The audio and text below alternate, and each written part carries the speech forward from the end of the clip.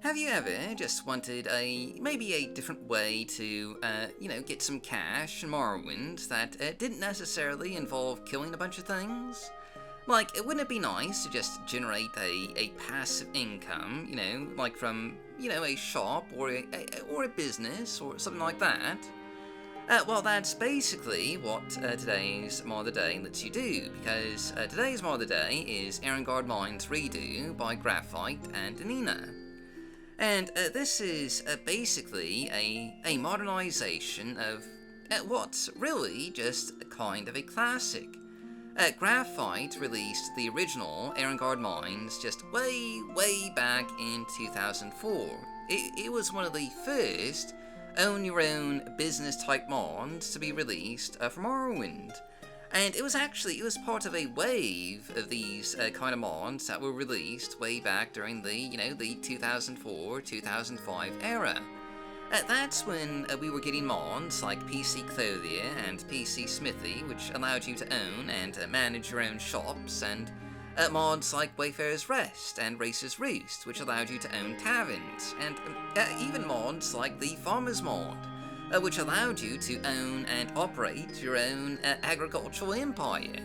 Erengard Mines is very much a mod in that same vein, only it allows you to own and operate a diamond mine.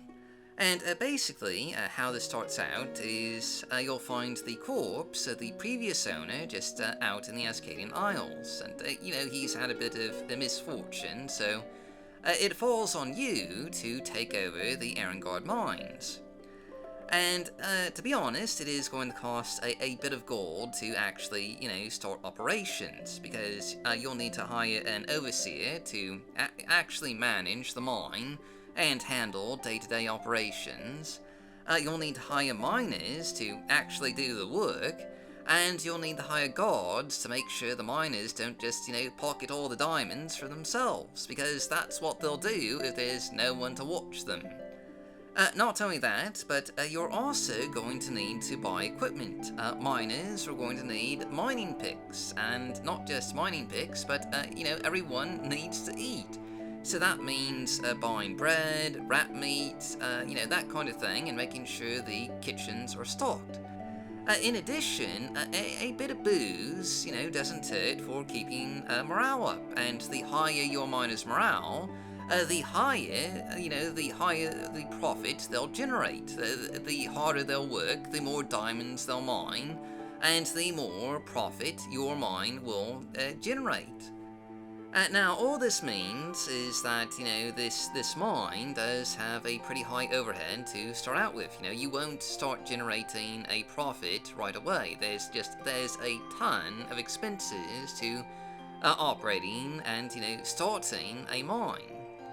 You'll start out with an empty mine that has no one in it, and gradually, over time, hire miners and improve things, like, adding in a rail network, which just improves efficiency. And as you do that, the profit of the mine will increase. Like, you might even get up to 300 to 400 gold in profit each day.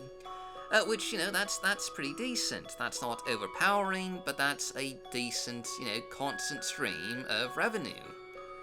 Now, one of the things that I always liked about Erengard Mines is that, it does give you a couple of ways to handle, supplies for the miners. They'll eat so much, food each day and drink so much booze each day, and you can just have it so that the overseer will automatically resupply the kitchens. Or, what you could do is you could dump food and drinks in the kitchen yourself.